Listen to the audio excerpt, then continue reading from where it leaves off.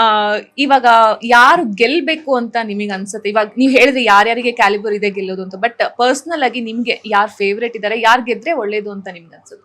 ಹನುಮಂತು ಅವ್ರಿಗೆ ಇದ್ರೆ ತುಂಬಾ ಚೆನ್ನಾಗಿರುತ್ತೆ ಅನ್ಸುತ್ತೆ. ಎಲ್ಲ ಕ್ಯಾಲಿಬರು ಇದೆ. ಟಾಸ್ಕ್ ವಿಚಾರವಾಗಿ ಬಂದ್ರೆ ಟಾಸ್ಕ್ ಆಡ್ತಾರೆ, ಯಾರ್ ಮನ್ಸನ್ನು ಬೇಕು ಅಂತ ನೋವ್ಸಲ್ಲ, ಅವ್ರ ಗೇಮ್ ಅವ್ರು ಆಡ್ತಾ ಇದಾರೆ.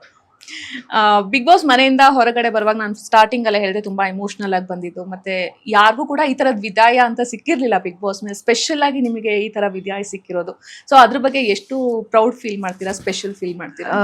ತುಂಬಾನೇ ಸ್ಪೆಷಲ್ ಅನ್ಸ್ತಾ ಇದೆ. ಅಂಡ್ ಬಿಗ್ ಬಾಸ್ ಮನೆ ಒಳಗಡೆ ಹೋಗ್ಬೇಕಾದ್ರೆ ಫಸ್ಟ್ ನನ್ನ ಎಂಟ್ರಿಗೆ ನಾನೊಂದು ಸಾಂಗ್ ಹೇಳ್ಕೊಂಡು ಹೋಗ್ತೀನಿ, ನಮ್ಮ ಮನೆ ಸ್ವಂತ ಮನೆ ಇದ್ದರೆ ಹೀಗೆ ಇರಬೇಕು ಅಂತ. ಐ ಥಿಂಕ್ ಅದೆಲ್ಲೋ ಬಿಗ್ ಬಾಸ್ ಮನೆ ಆಗಿ ಉಳ್ದಿರ್ಲಿಲ್ಲ, ನನ್ಗೆ ನನ್ನ ಮನೆ ಆಗಿ ಕನ್ವರ್ಟ್ ಆಗೋಗಿತ್ತು. ಅದು ನನ್ನ ಮನೆ ತರಾನೇ ನಾನು ಟ್ರೀಟ್ ಮಾಡಿದೆ. ಅಂಡ್ ಬಿಗ್ ಬಾಸ್ ಮನೆಯಿಂದ ಎಲಿಮಿನೇಷನ್ಸ್ ನಾವೆಲ್ಲರೂ ನೋಡ್ದಂಗೆ ಎಲ್ಲರೂ ಕಿರ್ಚಾಡ್ಕೊಂಡು ಎಲಿಮಿನೇಟ್ ಆಗ್ತಾರೆ, ಅಥವಾ ಒಂದಷ್ಟು ಜಗಳಗಳು ಆಡ್ಕೊಂಡು ಎಲಿಮಿನೇಟ್ ಆಗ್ತಾರೆ, ಹತ್ಕೊಂಡು ಎಲಿಮಿನೇಟ್ ಆಗಿರೋದು ಇದೆ. ಬಟ್ ಈ ತರದೊಂದು ಪ್ರೀತಿಯ ಎಲಿಮಿನೇಷನ್ ಅಂತನೂ ಕರೆಯಲ್ಲ, ಪ್ರೀತಿಯ ಒಂದು ವಿದಾಯ, ಫೇರ್ವೆಲ್ ನನಗ್ ಸಿಕ್ಕಿರೋದು ಹಿಸ್ಟ್ರಿಯಲ್ಲೇ, ಬಿಗ್ ಬಾಸ್ ಹಿಸ್ಟ್ರಿಯಲ್ಲೇ ಯಾರಿಗೂ ಸಿಕ್ಕಿಲ್ಲ. ಐ ಥಿಂಕ್ ಒಂದು ಹಿಸ್ಟ್ರಿ ಕ್ರಿಯೇಟ್ ಆಗಿದೆ ಅಂತಾನೆ ಹೇಳ್ಬೋದು, ಒಂದು ಪ್ರೀತಿಯ ಹಿಸ್ಟ್ರಿ. ಅಂಡ್ ಅವ್ರು ಒಂದು ಬ್ಯೂಟಿಫುಲ್ ಆಗಿ ಲೆಟರ್ ಬೇರೆ ಕೊಡ್ತಾರೆ. ಕೊಂಚ ಬೇಸರ ಇದ್ರೂನು ಈ ಮನೆ ನಿಮ್ಮ ದುಃಖ, ಸಂತೋಷ, ತುಂಟಾಟ ಎಲ್ಲಾನು ನೋಡಿದೆ, ಈ ಮನೆ ಸಾಕ್ಷಿಯಾಗಿದೆ.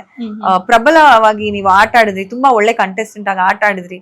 ಅಂಡ್ ಹೊರಗಡೆ ಬಂದ್ಮೇಲೆ ಇನ್ನೊಂದ್ ಮಾತು ಹೇಳ್ತಾರೆ, ಇದು ಕಂಟೆಸ್ಟೆಂಟ್ ನಾವು ಹೊರಗಡೆ ಕಳಿಸ್ತಾ ಇರೋದಲ್ಲ, ಇದು ಮಗಳನ್ನ ತನ್ನ ತವರಿಂದ ಕಳಿಸ್ತಾ ಇರೋದು, ಹೋಗಿ ಬಾ ಮಗಳೇ ಅಂತ ಒಂದು ಬ್ಯೂಟಿಫುಲ್ ಆಗಿ ಸ್ಟೇಟ್ಮೆಂಟ್ ಕೊಡ್ತಾರೆ. I think what more than that ಅಲ್ವಾ, ಅದು ಕಪ್ಪು ಗೆದ್ದಷ್ಟೇ ಖುಷಿ ಆಯ್ತು ನನ್ಗೆ. ಈವನ್ ಮನೇಲಿರೋರು ಕೂಡ ಅದನ್ನೇ ಹೇಳ್ತಾರೆ ಹೊರಗಡೆ ಹೋಗುವಾಗ. ಎಸ್ ಎಸ್ ಎಸ್, ಕಪ್ ಗೆದ್ದಷ್ಟೇ ಖುಷಿ. ಈಗ ಬಿಗ್ ಬಾಸ್ ನಿಮ್ಮ ಜೀವನದಲ್ಲಿ ಪ್ರೊಫೆಷನಲ್ ಆಗಿರ್ಬೋದು, ಪರ್ಸನಲ್ ಲೈಫ್ ಆಗಿರ್ಬೋದು, ಎಷ್ಟು ಇಂಪಾರ್ಟೆಂಟ್ ಪಡ್ಕೊಳ್ತಾ ಇದೆ ಅಂತ? ಬಿಗ್ ಬಾಸ್ ಅನ್ನೋ ವೇದಿಕೆ ಏನಿದೆ, ಆ ಒಂದು ಶೋ ಏನಿದೆಯೋ, ಲಕ್ಷಾಂತರ ಜನ ಕಾಯ್ತಾ ಇರ್ತಾರೆ ಒಂದು ಕಂಟೆಸ್ಟೆಂಟ್ ಆಗಿ ಒಳಗಡೆ ಹೋಗ್ಬೇಕು, we should be a part of Bigg Boss ಅಂತ ತುಂಬಾ ಕನ್ಸ್ ಕಾಣ್ತಾ ಇರ್ತಾರೆ. ಅದಕ್ಕೆ ತುಂಬಾ ಪ್ರಯತ್ನನೂ ಕೂಡ ಪಡ್ತಾ ಇರ್ತಾರೆ. ಬಟ್ ಅದ್ರಲ್ಲಿ ನಾನು ಒಬ್ಬ ಕಂಟೆಸ್ಟೆಂಟ್ ಆಗಿ ಸೀಸನ್ 11ಗೆ ಎಂಟರ್ ಆಗ್ತೀನಿ. ಅಂಡ್ ಬಿಗ್ ಬಾಸ್ ಅನ್ನೋ ವೇದಿಕೆ ತುಂಬಾ ದೊಡ್ಡದು, ತುಂಬಾ ಪಾಠಗಳನ್ನ ಕಲ್ಸ್ಕೊಟ್ಟಿದೆ ನನ್ಗೆ. ಅಲ್ಲಿರೋ ಪ್ರತಿ ಒಂದು ಕಂಟೆಸ್ಟೆಂಟ್ ಇಂದ ಪಾಠವನ್ನ ಕಲ್ತಿದ್ದೀನಿ. ಅಲ್ಲಿ ಬರ್ತಾ ಇರುವಂತ ಗ್ರೋಸರಿ ಏನಿದೆಯೋ ಅಷ್ಟೇ ಗ್ರೋಸರಿ ಬರ್ತಾ ಇತ್ತು, ಅಲ್ಲಿಂದನೂ ಒಂದು ಪಾಠ ಕಲ್ತ್ಕೊಂಡಿದೀನಿ. ಇಲ್ಲಿ ಎಷ್ಟೋ ವೇಸ್ಟ್ ಆಗುತ್ತೆ, ಎಷ್ಟೋ ಎಕ್ಸೆಸ್ ಆಗ್ಬಿಡುತ್ತೆ, ಎಲ್ಲ ವೇಸ್ಟ್ ಮಾಡ್ತೀವಿ. ಬಟ್ ಎಲ್ಲ ಒಂದು ಪಾಠನ ಕಲ್ತ್ಕೊಂಡ್ ಬಂದಿದ್ದೀನಿ. ನೀತಿ ಪಾಠನೇ ಇರ್ಬೋದು, ಅಥವಾ ರಿಲೇಶನ್ಶಿಪ್ಸ್ ಗೆ ಇರೋ ವ್ಯಾಲ್ಯೂಸ್ ಇರ್ಬೋದು, ಅದನ್ನೆಲ್ಲ ತುಂಬಾ ನಾನು ಟೇಕ್ ಅವೇ ಎಲ್ಲ ತಗೊಂಡ್ಬಂದಿದ್ದೀನಿ. ಹೊರಗಡೆ ಬಂದಿದ್ದೀನಿ ಅಂತಲ್ಲ, I've taken away a lot of things Bigg Boss ಇಂದ. ತುಂಬಾ ದೊಡ್ಡ ವೇದಿಕೆ ಆಗಿತ್ತು, ತುಂಬಾ ಇಂಪಾರ್ಟೆಂಟ್ ವೇದಿಕೆ. ಅಂಡ್ ಐ ಥಿಂಕ್ ನನ್ನ ಲೈಫ್ಗೆ ಒಂದು ಹೊಸ ಒಂದು ಸ್ಟಾರ್ಟ್ ಅಂತಾನೆ ಹೇಳ್ಬೋದು ಬಿಗ್ ಬಾಸ್ ಜರ್ನಿ ಆದ್ಮೇಲೆ. ಏನೇನ್ ಪ್ಲಾನ್ಸ್ ಇದೆ ನೆಕ್ಸ್ಟ್?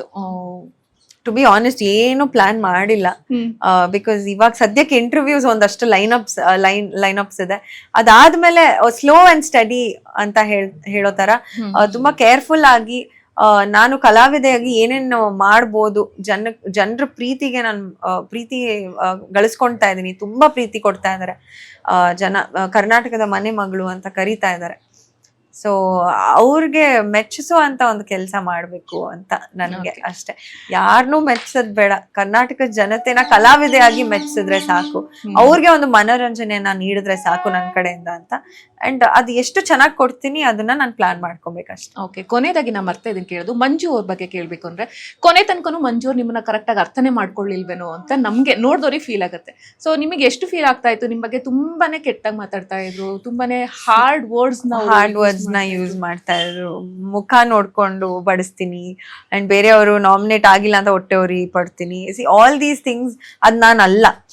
ಅಂಡ್ ಅದು ನೋಡೋರ್ಗು ಗೊತ್ತಾಗುತ್ತೆ ಅದು ಯಾವ ವ್ಯಕ್ತಿ ಯಾವ ರೀತಿ ಅಂತ.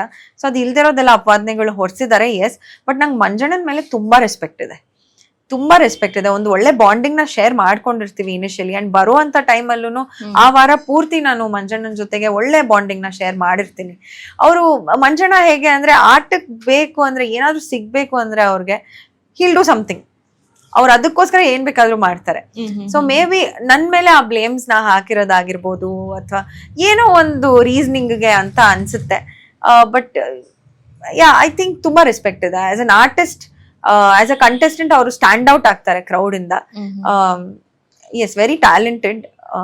ಅಷ್ಟೇ ನಾನು ಬಟ್ ಈಗ ಎಲ್ಲಾರ ಮಧ್ಯನೂ ಸಿಕ್ಕಾಕೊಂಡ್ಬಿಟ್ಟಿದಾರೇನೋ, ಅವ್ರದ್ದು ಅಗ್ರೆಷನ್ ಏನ್ ಇರ್ತಾ ಇತ್ತಲ್ಲ. ಹೌದೌದು, ಅದು I agree. Because initial days ಅಲ್ಲಿ ಮಂಜಣ್ಣ ಒಂದು ವೈಬ್, ಒಂದು ಎನರ್ಜಿ ಅಂತಾನೆ ಹೇಳ್ಬೋದಿತ್ತು. ಬಟ್ ಇವಾಗ ಎಲ್ಲೋ ಒಂದ್ ಕಡೆ ಡೌನ್ ಆಗ್ತಾ ಇದಾರೇನೋ ಅಂತ ಅನ್ನಿಸ್ತಾ ಇದೆ.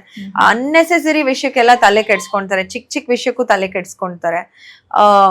ಥಿಂಕ್ ಸ್ಟಾರ್ಟಿಂಗ್ ಇರೋ ಮಂಜಣ್ಣ ವಾಪಸ್ ಬಂದ್ರೆ ತುಂಬಾ ಚೆನ್ನಾಗಿರುತ್ತೆ. ಓಕೆ, ಇಷ್ಟೊತ್ತು ನಮ್ಮ ಜೊತೆಗೆ ಇದು ತುಂಬಾ ಒಳ್ಳೊಳ್ಳೆ ಮಾತುಗಳನ್ನ ಆಡಿದ್ರೆ ತುಂಬಾ ಧನ್ಯವಾದಗಳು. Thank you. ಎಸ್, ಇದಾಗಿತ್ತು ಐಶ್ವರ್ಯ ಅವರ ಮಾತು. ಇದೇ ರೀತಿಯಾದಂತಹ ಇಂಟ್ರೆಸ್ಟಿಂಗ್ ವಿಡಿಯೋಸ್ಗಳಿಗಾಗಿ ವಿಶ್ವವಾಣಿ ಟಿವಿ ಸ್ಪೆಷಲ್ ಯೂಟ್ಯೂಬ್ ಚಾನಲ್ನ ಸಬ್ಸ್ಕ್ರೈಬ್ ಮಾಡಿ. ಈ ವಿಡಿಯೋ ಇಷ್ಟವಾದಲ್ಲಿ ಲೈಕ್ ಮಾಡಿ, ಕಮೆಂಟ್ ಮಾಡಿ ಮತ್ತೆ ಶೇರ್ ಮಾಡಿ.